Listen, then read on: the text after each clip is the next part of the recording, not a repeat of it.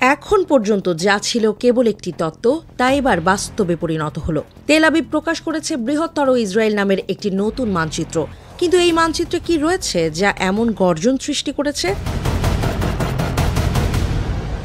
ফিলিস্তিন, Jordan, Syria ও Lebanon এই 4টি আরব দেশের ভূখণ্ডকে বৃহত্তর ইসরায়েলের অংশ হিসেবে দাবি করেছে ইসরায়েল। আন্তর্জাতিক আইন, রাষ্ট্রীয় সার্বভৌমত্ব সবকিছু কি উপেক্ষা করেই চলছে ইসরায়েল? প্রশ্ন উঠতে শুরু করেছে, এটা কি শুধুই একটি ইসরায়েলি স্বপ্ন নাকি নতুন কোনো ইতিহাসের সূচনা? আরব বিশ্বে তীব্র প্রতিবাদ। ফিলিস্তিন, জর্ডান, সৌদি আরব, সংযুক্ত আরব আমিরাত সকলেই এই মানচিত্রের নিন্দা করেছে। ইসরায়েল সরকার একটি মানচিত্র প্রকাশ করেছে যেখানে দাবি করা হয়েছে ফিলিস্তিন, জর্ডান, সিরিয়া এবং লেবাননের বিশাল অংশই ইসরায়েলের অন্তর্ভুক্ত।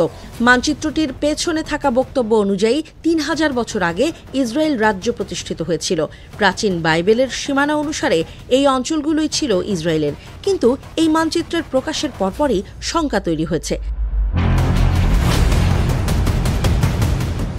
ইসরায়েলের দাবির বিরুদ্ধে গর্জে উঠেছে ফিলিস্তিন। অধিকৃত পশ্চিম তীরের ফিলিস্তিনি কর্তৃপক্ষের মুখপাত্র নাবিল আবু রুদেইন বলেছেন, এটি সমস্ত আন্তর্জাতিক আইন ও প্রস্তাবের সুস্পষ্ট লঙ্ঘন।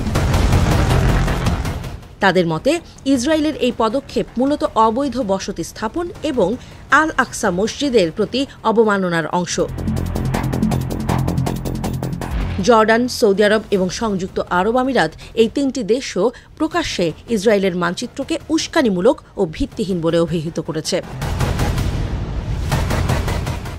সৌদি পররাষ্ট্র মন্ত্রণালয় এক বিবৃতিতে বলেছে, এ ধরনের চরম দাবি ইসরায়েলের দখলদারিত্ব প্রতিষ্ঠার প্রয়াস, যা আন্তর্জাতিক আইন ও রীতিনীতির স্পষ্ট লঙ্ঘন। সংযুক্ত আরব আমিরাতও ইসরায়েলের এই মানচিত্রকে দখলদারিত্বের সম্প্রসারণ প্রচেষ্টা হিসেবে চিহ্নিত করেছে, আন্তর্জাতিক আইন লঙ্ঘনের অভিযোগ তুলেছে। তাদের মতে এটি ফিলিস্তিনের আইনি মর্যাদাকে পরিবর্তন করার একটি উস্কানিমূলক পদক্ষেপ। অনেক বিশেষজ্ঞের মতে ইসরায়েল হয়তো এর মাধ্যমে শুধু ভূখণ্ডের দাবি জানায়নি, বরং নেতানিয়াহু মধ্যপ্রাচ্যের রাজনৈতিক মঞ্চে এক গভীর খেলা শুরু করেছে। 2024 সালে ইসরায়েলের অতি ডানপন্থী অর্থমন্ত্রী বেজালেল স্মোট্রিচ ঘোষণা করেন 2025 সাল হবে জুডিয়া ও সামেরিয়ায় সার্বভৌমত্ব প্রতিষ্ঠার বছর। এই মানচিত্র প্রকাশের পর মধ্যপ্রাচ্যে উত্তেজনা চরমে পৌঁছেছে। এর আগে কানাডাকে যুক্ত করে আমেরিকার নতুন মানচিত্র প্রকাশ করে ট্রাম্প। তবে কি ট্রাম্পই নেতানিয়াহুকে কান পড়া দিয়েছেন?